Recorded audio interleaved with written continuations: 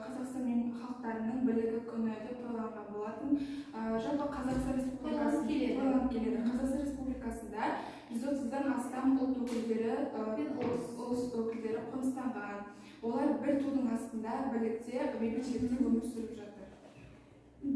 Енді өзің құттықтауың бар ма?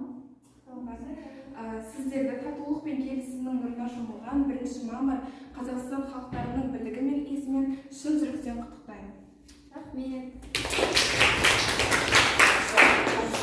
Поздравляю вас с праздником единства народов Казахстана 1 мая, пропитанным светом мира и согласия. Берекелі тірлігі, берекелі ынтымағы жарасқан, елдің ғана ырысы мен табысы мол болмақ. Балалар, сендерден келе жатқан 1 мамыр Қазақстан халықтар достығы бірлігі күнімен шын жүректен құттықтаймын. Әрқашан сыныптың ішінде де өздерінің ауызбіршіліктерін беріп, ынтымағы жарасқан, бірлік жарасқан ұл мен қыздар дос болып өмір сүре беріңдер деймін.